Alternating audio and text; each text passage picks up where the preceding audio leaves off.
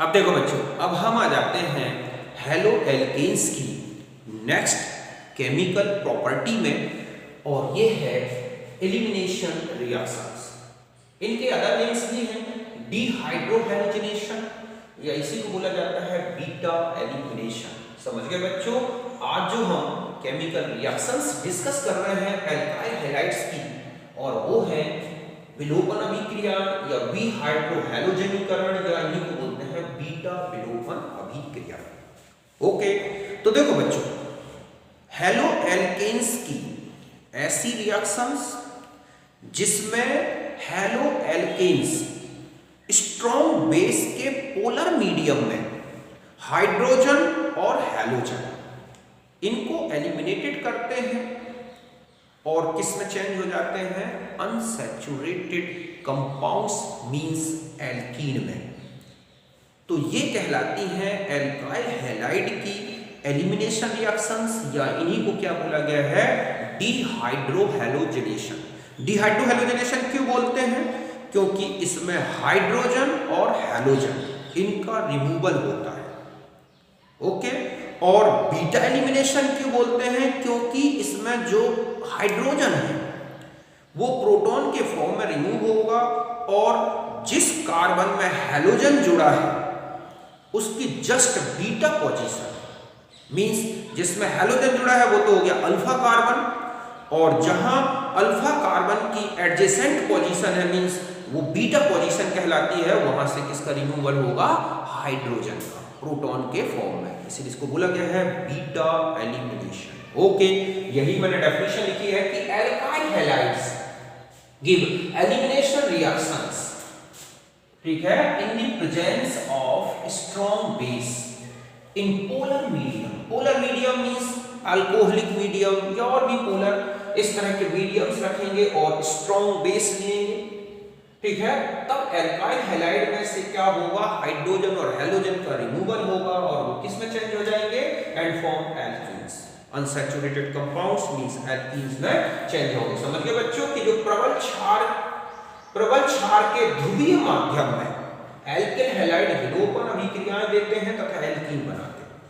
Hydrogen and halogen both are eliminated from alkyl halide, therefore they, ठीक है, this reaction also called dehydrohalogenation. इस अभिक्रिया में आप देख रहे हैं बच्चों कि हाइड्रोजन और हैलोजन विलोपित हो रहे हैं, इसलिए हम इसे क्या बोलते हैं? विहाइड्रोहैलोजिनेशन।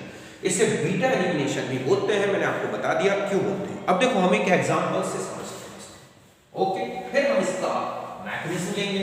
वैसे भी मैंने जो ये एलिमिनेशन रिएक्शंस हैं इनकी कंप्लीट डिटेल, मैकेनिज्म, एग्जांपल, उनसे रिलेटेड रिएक्शंस, इन सबको अच्छी तरह से डिस्कस किया है। इनकी स्टीरियोकेमिस्ट्री आप जीओसी में जाएंगे और वहां मिलेगा आपको एलिमिनेशन रिएक्शंस। ओके, एक एग्जांपल से समझते हैं।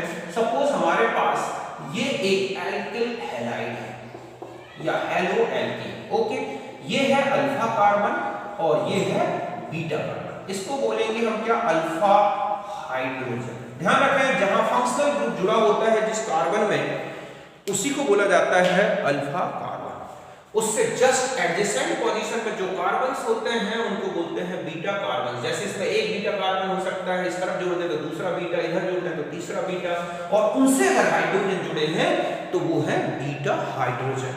यहां पर एक स्ट्रॉन्ग बेस आएगा, ओके, जैसे कि अल्कोहलिक KOH हम लेंगे, तो यहां से हाइड्रोजन और हैलोजन इनका रिमूवल होगा, और इस तरह से एल्काइल हैलाइड एक अनसैचुरेटेड कंपाउंड में चेंज हो गया, अल्कीन में चेंज हो गया। अगर उसमें केवल एल्काइल हैलाइड्स हैं, हैलोजन्स हैं, तो वो एक एल्कीन ही बनाएगा। अगर कोई फंक्शनल ग्रुप है तो वो उस तरह का अनसैचुरेटेड कंपाउंड हो सकता है, प्लस HX, तो ये बन गया हमारा क्या?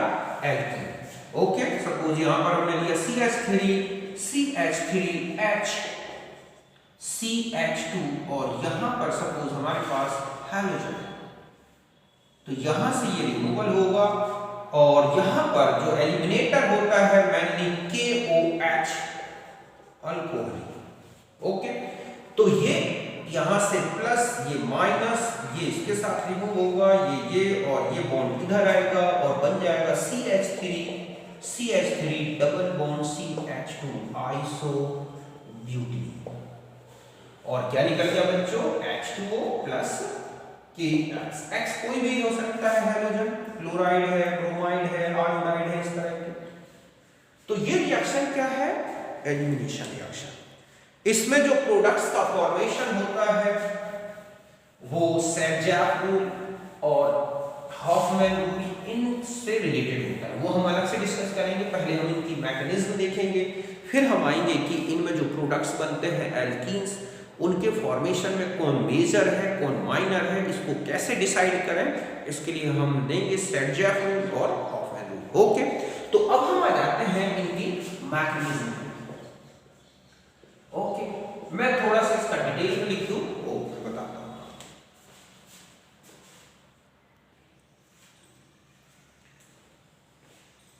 अब देखो बच्चों, अब हम आएंगे जो एलिमिनेशन रिएक्शंस हैं इनकी मैकेनिज्म में। ओके, तो आप देखोगे कि जो हैलो एल्केन्स हैं इनके एलिमिनेशन में 3 टाइप्स की मैकेनिज्म दिखेंगी आपको। ओके, उन्हीं को यहां पर मैंने डिस्कस किया है। सपोज ये हमारे पास एक एल्काइल हैलाइड है। ओके, ये है अल्फा कार्बन और ये है बीटा कार्बन। ये बीटा हाइड्रोजन है। क्या है ये, बीटा हाइड्रोजन। अब देखो सपोज R1 ये है rate of elimination of proton, कि प्रोटॉन के रिमूवल होने का रेट है R1 और हैलोजन के रिमूवल का रेट है R2। मींस यहां से हटता है, इसका रेट क्या है, R2, rate of elimination of halide, halide के ग्लोबल की तरह। अब देखो 3 कंडीशंस हो सकती हैं। पहला कि R2 ग्रेटर देन R1। समझ रहे हो कि यहां पर हैलोजन का रिमूवल का जो रेट है वो हाइड्रोजन के रिमूवल रेट से ज्यादा है। मींस पहले हैलोजन निकल के बाहर चला जाता है, फिर बाद में प्रोटॉन का रिमूवल होता है। तो ऐसी रिएक्शन जब हैलोजन पहले निकल जाए और फिर प्रोटॉन निकले तो हम इसे बोलते हैं यूनिमॉलिक्यूलर एलिमिनेशन, एक अणुक विलोपन। ध्यान रखें यहां फॉर्मेशन ऑफ कार्बकैटाइन, यही क्या होगा, RDS, रेट डिटरमिनेटिंग स्टेप। अभी हम मैकेनिज्म अच्छी तरह से पूरा डिस्कस करेंगे, पहले मैं शॉर्ट में बताना चाह रहा हूं कि अगर हैलोजन पहले निकले फिर प्रोटॉन निकले तो ये है E1 और इसमें कार्बकैटाइन का फॉर्मेशन होना मींस हैलोजन का निकलना ही RDS होगा, रेट डिटरमिनेटिंग स्टेप। समझ गए बच्चों, कार्बकैटाइन का बनना ही वेग निर्धारक पद होगा। और ये देखो कब बनेगा, जब जो लीविंग ग्रुप है, निकलने वाला ग्रुप है, हैलोजन जो है बहुत ही अच्छा लीविंग ग्रुप है, मतलब हैलोजन की जो लीविंग पावर है बहुत अच्छी है, जल्दी निकलता है। और जो बेस लिया गया है वो पुअर बेस है। समझ गए ना, जैसे कि हम कहें कि अल्कोहल्स होते हैं, पुअर बेस है। और जो हाइड्रोजन है ये वाला, ये एक पुअर एसिडिक नेचर रखता है, मतलब ज्यादा प्रोटॉन, जल्दी प्रोटॉन में चेंज नहीं होता। तब आप देखोगे ये वाली रिएक्शन मिलेगी आपको, कौन सी, यूनिमॉलिक्यूलर एलिमिनेशन। जैसे कि tertiary alkyl halide, allyl halide, benzyl halide, इनमें जो हैलोजन होता है वो एक गुड लीविंग ग्रुप होता है, जल्दी निकलता है। कार्बकैटाइन जो बनता है वो अच्छा हाईली स्टेबल होता है, इसलिए जल्दी बनता है। ओके, और जब हैलोजन निकल जाता है तब जाके हाइड्रोजन में एसिडिक नेचर आता है, मींस इनिशियली पुअर H+ होता है। तो इनमें आप देखोगे E1 लिखिए। अब आते हैं दूसरा है कि जब ये दोनों रेट लगभग बराबर हो, मतलब है हैलोजन का निकलना और प्रोटॉन का निकलना एक साथ चलता है, एक ट्रांजिशन स्टेट बनेगी, जो इनकी RDS होगी वो क्या होगी, ट्रांजिशन स्टेट, संक्रमण अवस्था। तो इसे बोलते हैं वाई मॉलिक्यूलर एलिमिनेशन, E2। ये कब होगा, जब Lg जो है बहुत अच्छा ना हो, बेटर हो, स्ट्रॉन्ग बेस हो, जो बेस आप यूज कर रहे हैं वो स्ट्रॉन्ग हो और बेटर एसिडिक हाइड्रोजन हो। जो प्रोटॉन निकल रहा है वो एक अच्छा प्रोटॉन हो, एसिडिक नेचर का, पहले से एसिडिक नेचर है, बहुत जल्दी एसिडिक नहीं आता, मतलब ये है कि एसिडिक नेचर इससे कहीं ज्यादा इनिशियली हो। तो ध्यान देना यहां पर जब दोनों रेट बराबर चलेंगे तो वो है E2 एलिमिनेशन। और थर्ड है कि R1 greater than R2, means proton remove पहले हो जाए, एक कार्ब एनाइन बने और कार्ब एनाइन से हैलोजन का निकलना RDS है बच्चों, कार्ब एनाइन का बनना यहाँ रेट डिटरमिनेटिंग स्टेप नहीं होगा, रेट डिटरमिनेटिंग स्टेप होगा इसमें जो नेगेटिव आयन है, हैलाइड है, उसका रिमूवल। तो इसे बोला जाता है E1CB, unimolecular conjugated base mechanism. ये कब होगा? जब जो लीविंग ग्रुप है बहुत वीक हो, बहुत स्ट्रॉन्ग बेस दिए गए हो, हाइड्रोजन अच्छा प्रोटॉन हो, डोनर हो बहुत ही एसिडिक गुड, बल्कि हम ये कहें कि ये एक गुड एसिडिक नेचर या बेस्ट एसिडिक नेचर, गुड से भी और ज्यादा, बल्कि हम यहाँ क्या लिखें? बेस्ट एसिडिक नेचर हो, तब ये मैकेनिज्म मिलेगी। आप इसमें देखोगे ज्यादातर हाफमैन प्रोडक्ट्स बनेंगे और इन रिएक्शन में सैड-जैक प्रोडक्ट्स बनते हैं। ओके, तो ये तो है 3 टाइप्स की मैकेनिज्म और उनकी कंडीशंस। अब देखो, अब हम इन तीनों को समझते हैं कि ये किस तरह की मैकेनिज्म है और ये फिर किन कंडीशंस में। कंडीशंस तो मैंने आपको बताया ही कि किस तरह से प्रोटॉन। तो देखो, सपोज हमने पहले E1 देखी, E1 ओके, यूनिमॉलिक्यूलर। यहां पर ये गिवन बाय, मैंने पहले बताया गिवन बाय टर्शरी, ठीक है, एल्काइल हैलाइड, इस तरह से, और allyl derivative, okay, benzyl derivative. ध्यान रखें कि इनमें H+ जो बीटा H+ मस्ट समझ गए ना, इनमें बीटा H+ होना चाहिए, एलाइल डेरिवेटिव हो, समझ गए ना, या फिर बेंजाइल डेरिवेटिव्स हो, इनमें बीटा H+ होना जरूरी है, इनमें तो रहेगा ही रहेगा। तो देखो क्या होगा, 2 स्टेप रिएक्शन है, हम जानते हैं ये क्या है, 2 स्टेप प्रोसेस, कि ये है हमारे पास CH3 CH3 CH3 और ये है X। यहां पर आपने, ठीक है, पोलर मीडियम लिया,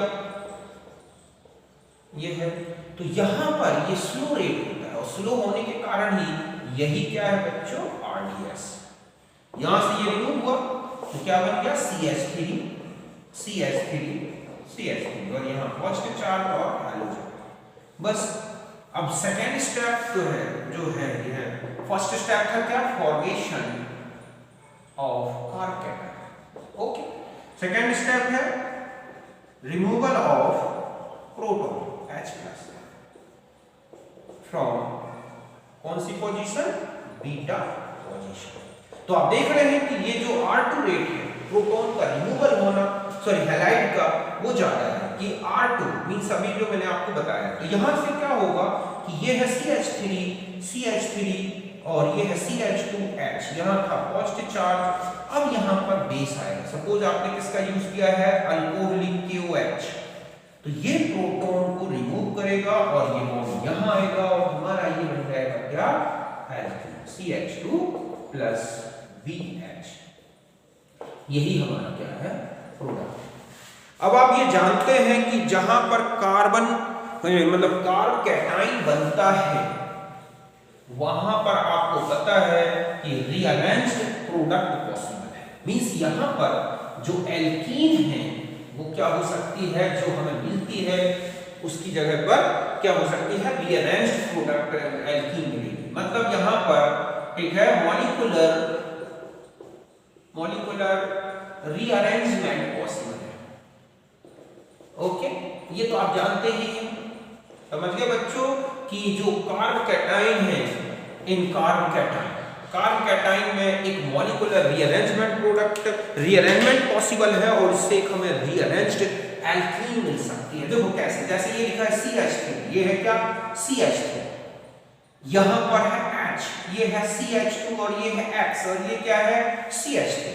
आप देखोगे जब आप KOH से इसे ट्रीट करोगे अल्कोहलिक, ओके, तो क्या बन जाएगा, CH3 double bond CH3, okay, और यहां पर एक ये है H, तो यहां से एक प्रोटॉन, यहां से एक प्रोटॉन, तो यहां पर बन गया प्लस CH3, ओके, CH3 और यहां CH2 और एक एल्कीन और पॉसिबल है बच्चों, CH2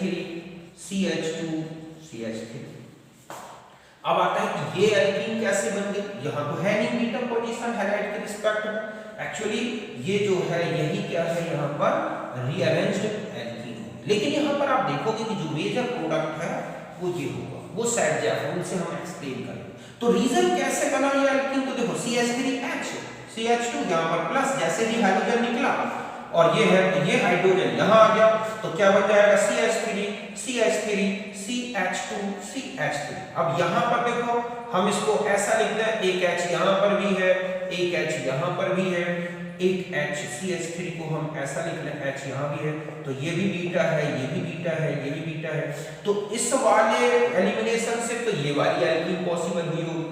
ओके, इस वाली जो ये है कार्ब कैटाइन, इससे ये वाला भी बन सकता है और ये।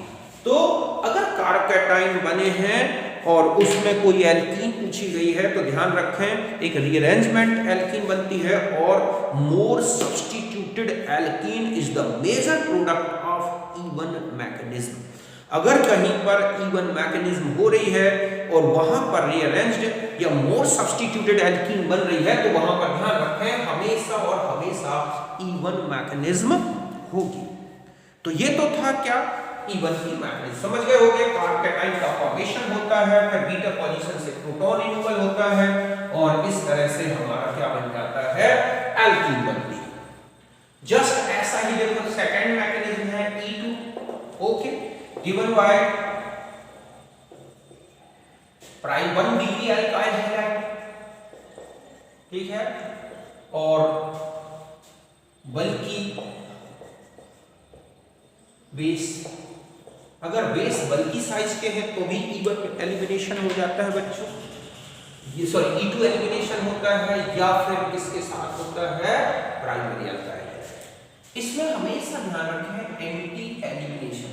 क्या होता है, एंटी एलिमिनेशन। एंटी एलिमिनेशन में ऑलरेडी बता चुका हूं कि बीट जो हाइड्रोजन और हैलोजन वो एक दूसरे की एंटी पोजीशन में होने चाहिए, मतलब एक प्लेन के ऊपर तो एक प्लेन के नीचे। तो हम इसकी मैकेनिज्म एंड आप देखोगे कि प्रोसीड्स जो है, proceeds with formation of transition state. देखो कैसे, ये सपोज हमारे पास बेस है या जो भी बेस हमने लिया है प्लस H, या हम इसको ट्रांजिशन स्टेट को इस तरह से पहले हम यहाँ लिख लें CH2 ये है X। तो देखो बच्चों ट्रांजिशन स्टेट कैसे बनेगी, ये है बेस H, ये है CH2 और ये है X। यहाँ डबल बॉन्ड का नेचर आएगा और इस तरह से ये एक TS बनेगा, ट्रांजिशन स्टेट। ये जो हाइड्रोजन है और ये जो हैलोजन है एक दूसरे की एंटी पोजीशन में है और फिर यहाँ से तो यहाँ ये स्लो रिएक्शन क्या है, स्लो। और यहाँ पर आप देख रहे हैं एक ये मॉलिक्यूल और एक बेस, दोनों रिएक्शन के रेट को डिटरमाइन करने वाले जो है कंपाउंड वो हम एलिमेंट कंपोनेंट्स हैं और इसलिए इसको बोला गया है वाई मॉलिक्यूल। बस यहाँ से क्या रिमूव हो गया, BH, ये बन गया हमारा एल्कीन CH2 प्लस यहाँ क्या हो जाएगा X। तो जस्ट ऐसा ही देखो एक एग्जांपल से और समझाता हूं मैं। मान लो ये आपके पास दे रखा है X और ये है CH2H। यहां पर हम RONA, सपोज यहां पर हम ले रहे हैं C2H5ON और यहां पर हम ले रहे हैं टर्शरी इस तरह का बल्कि बेस। ये क्या है बच्चों, बल्कि बेस। तो आप देखोगे कि इसकी प्रेजेंस में तो इवन मैकेनिज्म होगी और यहाँ पर क्या है E2 हो जाएगी, मींस ये प्रोटॉन का रिमूवल कर देगा।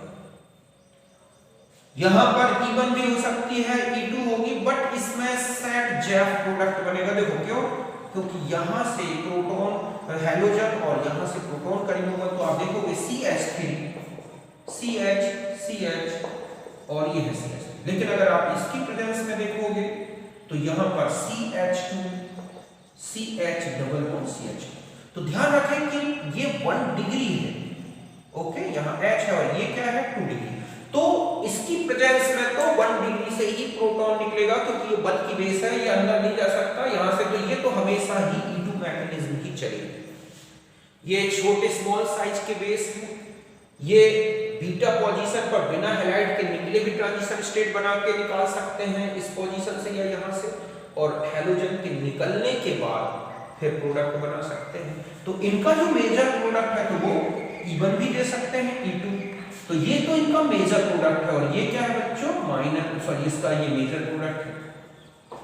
तो इवन E2 एलिमिनेशन ये डिपेंड करता है कि अल्काइल हैलाइड कैसा है। तो ध्यान रखें मेनली जो इवन एलिमिनेशन है वो प्राइमरी अल्काइल हैलाइड के साथ मिलती है। दूसरा हाइड्रोजन और हैलोजन एंटी पोजीशन में होना जरूरी है तो ही पॉसिबल है। अभी मैं एक एग्जांपल से बता दूंगा कि कहां पर ये पॉसिबल है, कहां पर नहीं है। और तीसरा मैकेनिज्म होता है बच्चों कौन सा, E1CV conjugated base mechanism given by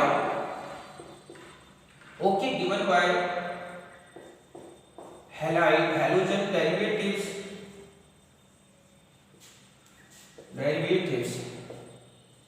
having more acidic hydrogen in beta position। समझ गए ना बच्चों कि ये मेनली उनमें मिलेगा जिनमें बहुत ही अधिक उच्च अम्लीय हाइड्रोजन उनमें ही मिलती है। देखो कैसे, जैसे लिखा है CH3 CF2 CHCl2, ये हमारे पास कोई हैलोजन कंपाउंड है। यहां पर सपोज हमने NH2- बहुत ही स्ट्रॉन्ग बेस की जरूरत होती है, जैसे कि R3COK सोडियम एजाइड, ये अमाइड है NaNH2 इस तरह। तो ये क्या करते हैं कि ये जो हाइड्रोजन आप देख रहे हैं कि ये बहुत ही मोर एसिडिक हाइड्रोजन है, समझ गए ना।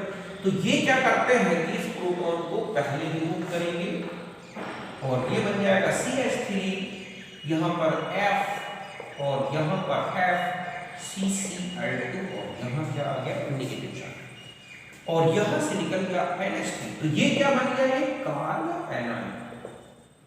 अब ये जो कार्ब एनाइन बनता है ये क्या करेगा कि यहां पर एसिड आ जाएगा।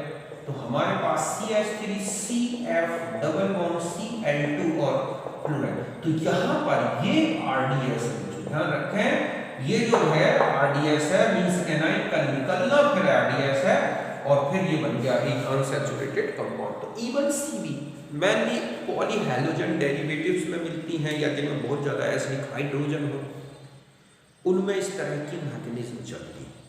और इनमें जो मेन प्रोडक्ट होता है वो होता है हॉफमैन प्रोडक्ट। अभी मैं हॉफमैन सेट ऑफ प्रोडक्ट्स बता देता हूं।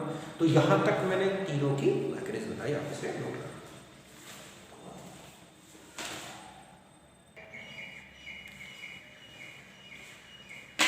अब देखो बच्चों, अब हम आ जाते हैं कि ये हमारे पास कुछ इंपॉर्टेंट क्या लिखे हुए हैं, ये जो है रिएक्टेंट्स हैं।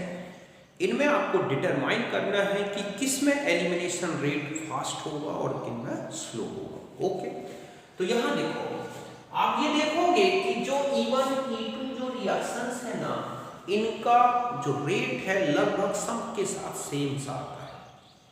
ओके, बस ये है कि मैकेनिज्म डिफरेंट हो सकती है, बट इनके रेट को डिटरमाइन करने वाले जो फैक्टर हैं वो दोनों के लिए लगभग सेम है। देखो कैसे, हैलोजन का रिमूवल अगर हम हैलोजन के बेस पर देखें तो जितना बड़ा हैलोजन होगा, आप चाहे वो E1 का रेट हो या E2 का जो रेट है बच्चों, directly proportional to the size of halogen या ठीक है बेसिसिटी ऑफ हैलाइड,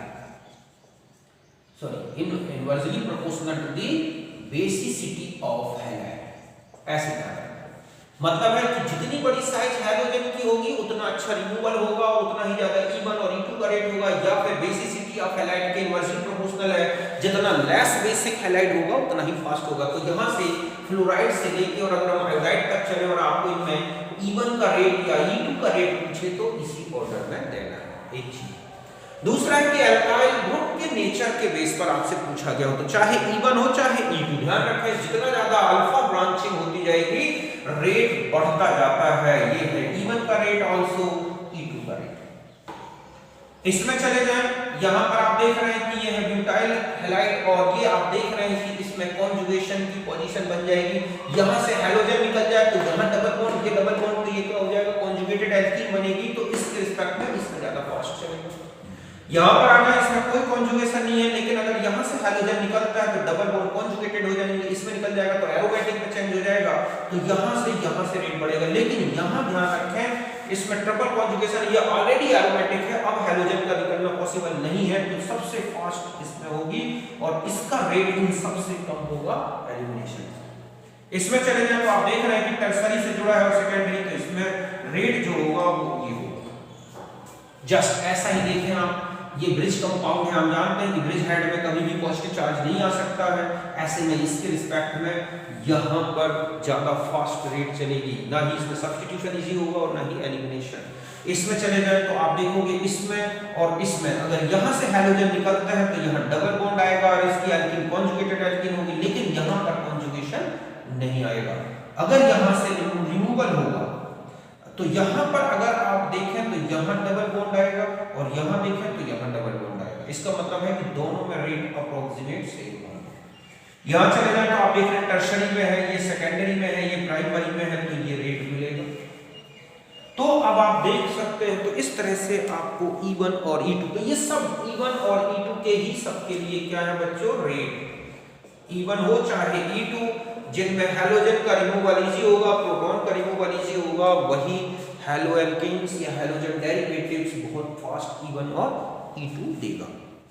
अब आप देखेंगे दो रूल आते हैं इसमें, और वो कौन कौन से रूल हैं पहले मैं उनके बारे में थोड़ा सा बता दूं और फिर कुछ इंपॉर्टेंट रिएक्शंस बताऊं।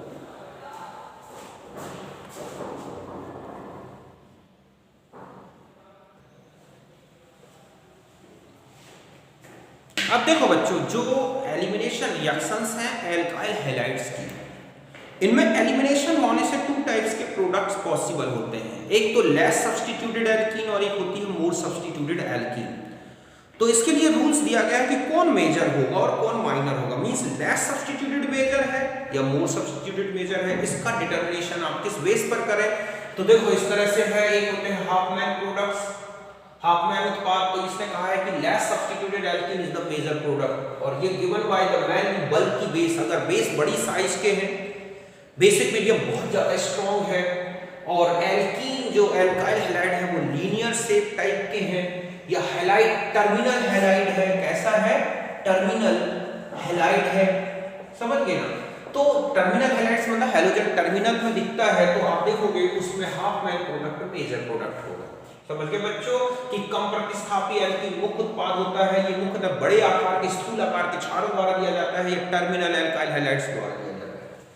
और सैडजैक प्रोडक्ट जो है बच्चों, सैडजैक प्रोडक्ट कहलाता है, इसने कहा है कि more substituted alkene is the major product of elimination, अधिक से अधिक प्रतिस्थापी एल्कीन क्या होगी, मुख्य उत्पाद होगी। और ये आप देखोगे मैन स्मॉल जो साइज के बेस होते हैं उनमें मोर सब्स्टिट्यूटेड एल्काइल हैलाइड्स होते हैं, या जो इंटरनल साइड में जो है हैलोजन जब अंदर होता है तो मोर सब्स्टिट्यूटेड एल्कीन ही मेजर प्रोडक्ट होता है। समझ गए ना, अधिक प्रतिस्थापी एल्काइल हैलाइड होना चाहिए। तो और इनमें कम प्रतिस्थापी एल्काइल हैलाइड्स होते हैं, इसमें बल्की साइज के बेस है, स्मॉल साइज के बेस है, इस बेस पर आप पहचान सकते हैं कि सैडजैक मेजर प्रोडक्ट है या हाफमैन। देखो जैसे हमने ये लिया, ठीक है, ब्यूटाइल हैलाइड, यहाँ पर अगर हम छोटे साइज के C2H5OH जैसा बेस यूज कर रहे हैं तो आप देख रहे हैं कि more substituted alkene major product है, मतलब ये डबल बॉन्डेड कार्बन में ज्यादा एल्काइल जुड़े हुए हैं, तो ये 70% तक बनता है, जबकि ये लेस सब्स्टिट्यूटेड एल्कीन 30% है। टर्सरी आप एल्कोक्साइड ले रहे हैं, बहुत ही बल्की बेस है, ये कैसा है बच्चों, बल्की बेस है, तो आप देख रहे हैं कि मोर सब्स्टिट्यूटेड एल्कीन तो कम है, लेस सब्स्टिट्यूटेड एल्कीन ज्यादा है।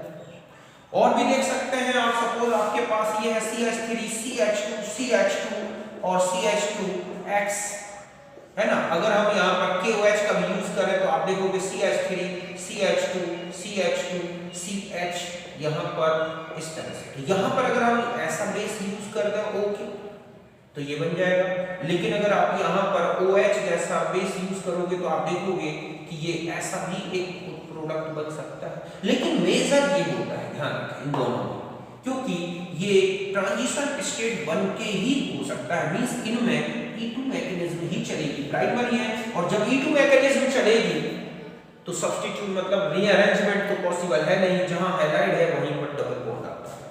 ध्यान रखें अगर कहीं E2 एलिमिनेशन होता है तो वहां पर कभी भी रीअरेंजमेंट नहीं पॉसिबल होगा।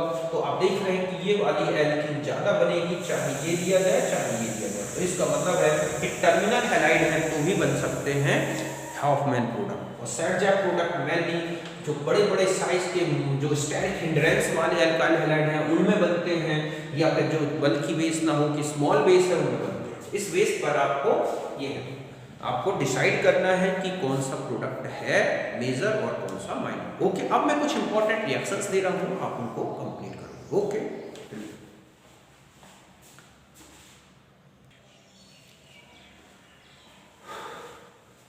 अब देखो बच्चों, ये कुछ इंपॉर्टेंट रिएक्शंस हैं, ओके, जो एलिमिनेशन से रिलेटेड हैं।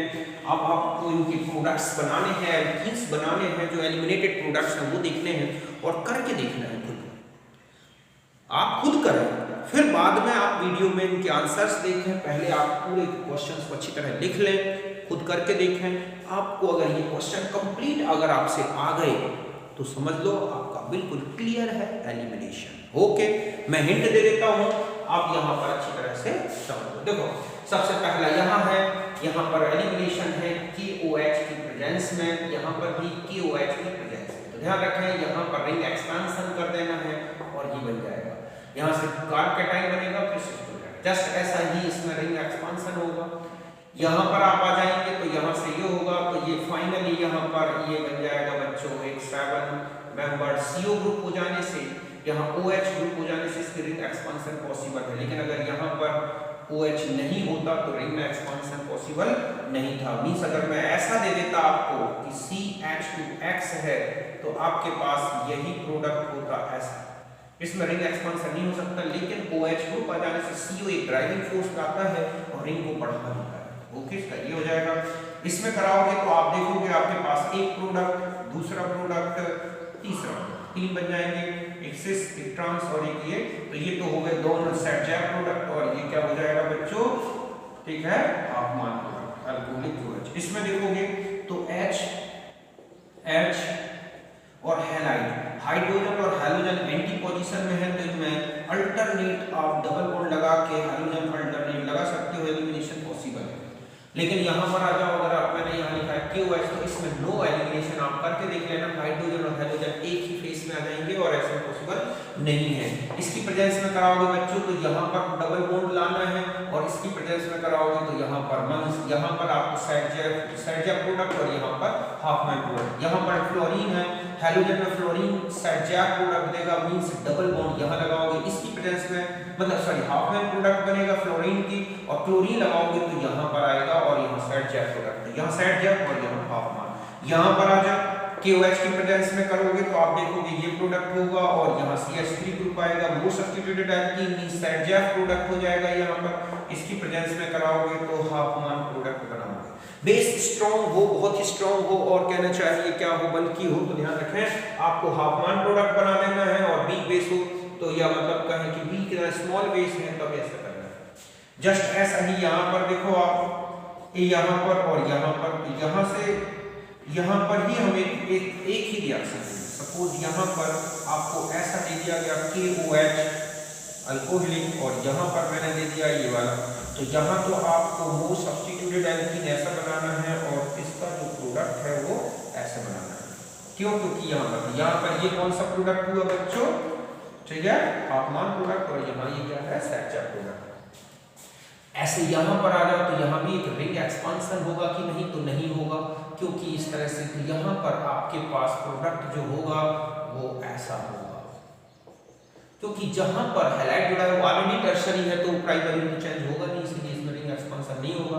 इसकी प्रेजेंस में कराओगे तो यहाँ डबल बॉन्ड लगाओगे, इनमें तो वही है कि बन जाएगा क्या, CF2 डबल बॉन्ड CCl2, इसमें E1CB मैकेनिज्म है बच्चों, समझ गए ना। यहाँ आ जाए तो देखो ये हैलोजन और हाइड्रोजन सेम फेस में है, यहाँ से तो रिमूवल होगा नहीं, यहाँ से हो सकता है क्योंकि हाइड्रोजन और एक हैलोजन जरूर एंटी में है, तो यहाँ पर आपका जो प्रोडक्ट बनेगा वो इस तरह का होगा। इसमें चले जाए RONA की तो यहाँ पर आइसोब्यूटीन बन जाएगी बच्चों, CH3 डबल बॉन्ड CH2। यहाँ जाओगे KOH में तो रिंग एक्सपेंशन कराना है और यहाँ पर जाओगे तो आपको यहाँ डबल बॉन्ड लगाना है और इसकी प्रेजेंस में रिंग एक्सपेंशन कराना है। ओके, यहाँ पर चले जाए NBS की प्रेजेंस में, तो पहले जो हमारा प्रोडक्ट बनेगा वो देखो क्या बन जाएगा बच्चों, मैं इसको यहाँ पर बना दूं, देखो यहाँ से NBS तो ये बीटा पोजीशन में तो ये बन जाएगा CH3 CH Br CH double bond CH2। फिर जब आप इसकी प्रेजेंस में तो यहाँ पर बनेगी CH2 double bond CH CH CH2, इस तरह से यहाँ से H Br और यहाँ से H निकलेगा और ये बनेगी। यहाँ चले जाए आप तो देखो आप KOH की प्रेजेंस में, तो KOH की प्रेजेंस में पहले ये ग्रुप और यहाँ पर आएगा, तो यहाँ पर एक ये जो है ना बच्चों एक कार्बोकैटाइन बनेगा, कार्बोकैटाइन बनने के बाद सेकेंडरी में चेंज होगी, तो इसमें जो मेजर प्रोडक्ट बना दिखेगा ना आपको वो ऐसा दिखेगा। हालांकि ये भी बनेगा, ऐसा नहीं है दूसरा ना बने, लेकिन इसमें मेजर ये लिखिएगा, यहां चले जाए, समझ गए ना। तो आप इसमें देखोगे कि OH की प्रेजेंस में दे रहा हूं ये सारी रिएक्शंस, तो वो ऐसा दिखेगा आपको प्रोडक्ट जो वाला, मतलब ये यहां से रिमूव होगा, फिर ये सेकेंडरी कार्बोटाइल में चेंज होगा और सेकेंडरी कार्बोटाइल के बाद यहां डबल बॉन्ड ऐसा आ जाएगा, समझ गए ना। एक ऐसा बन सकता है और एक प्रोडक्ट बन सकता है ऐसा। तो आप देख लेना कि मोर सब्स्टिट्यूटेड जो है वही पॉसिबल होगा, प्राइमरी सेकेंडरी सेकेंडरी से टर्शियरी। इसमें जाओगे KOH तो यहाँ डबल बॉन्ड लगा देना, इसकी रिएक्शन कराओगे Cl2 से, समझ गए ना। लाइट की प्रेजेंस में तो क्या बन जाएगा CH3CH 2Cl, KOH से रिएक्शन करा दोगे तो CH3। और अगर आप इसको एक्सिस में दे रखा है, सोच ओके एक्सिस में है तो देखो बच्चों CCl3 CCl3 एक्सिस में, KOH एक्वस से एक्सिस में लोगे तो आपके पास जो प्रोडक्ट बनेगा वो होगा COOK COOK, ये बन जाएगा फाइनल प्रोडक्ट। आप बना के देख लेना, आ जाएगा। यहाँ पर देखो आप, यहाँ पर मैं मिटा देता हूँ और इन दोनों की स्टीरियोकेमिस्ट्री के बारे में थोड़ा सा और बता देता हूँ, आप समझ गए होंगे। ये वैसे भी मैंने स्टीरियोकेमिस्ट्री ऑफ, इसमें देखो आप एलिमिनेशन रिएक्शन में आपको मिलेगा इससे रिलेटेड मैटर, समझ गए ना, कि यहाँ पर किस तरह से, जैसे यहाँ पर मैं ले लूँ C6H5, इनमें आपसे पूछा है KOH, ध्यान रखें ये हाइड्रोजन और ये हैलोजन और हाइड्रोजन एक दूसरे के एंटी में है, इसीलिए आपका जो प्रोडक्ट बनेगा CH3, ध्यान रखें ये और ये एक ही प्लेन में आ जाएंगे, तो आपका प्रोडक्ट होगा ये वाला, मतलब सिस एल्कीन। तो ये कौन सा है, रैसमिक। अब यहाँ पर आ जाए तो यहाँ पर हैलोजन और हाइड्रोजन क्या नहीं है बच्चों, एंटी नहीं है, तो पहले आपको घुमाना पड़ेगा BrHCH3, और जब आप इनको रोटेट करोगे तो ऐसा आ जाएगा H यहाँ C6H5 यहाँ CH3 यहाँ। फिर इसमें एलिमिनेशन कराओगे KOH में तो ये और ये रिमूव होगा। अब आपके देखोगे CH3 और ये एक साइड होंगे, मतलब CH3 double bond C6H5 H और यहाँ पर क्या जोड़ा देखिएगा CH3, ये एल्कीन। तो अगर आपको एलिमिनेशन रिएक्शन की स्टीरियोकेमिस्ट्री अच्छी तरह से देखना है तो मैंने इसको अलग से दे रखा है, स्टीरियोकेमिस्ट्री ऑफ एलिमिनेशन रिएक्शंस, बाकायदा में मैंने उनके कन्फर्मेशन बना के और फिर रिमूवल बताया है अच्छी तरह से। तो ये मैंने आपको रिएक्शंस दी, इन्हें आप कंप्लीट कर लें। ये था हमारा एलिमिनेशन ऑफ हैलो एल्कीन्स। अब हम नेक्स्ट जो लेंगे वो होंगे हैलो एल्कीन्स के कार्ब ऑर्गेनोमेटेलिक कंपाउंड फॉर्मेशन, जिसमें हम ग्रिग्नार्ड एजेंट की डिटेल लेंगे। ओके, तो मिलते हैं नेक्स्ट वीडियो में, तब तक के लिए आपको मेरा नमस्कार, बाय, थैंक यू।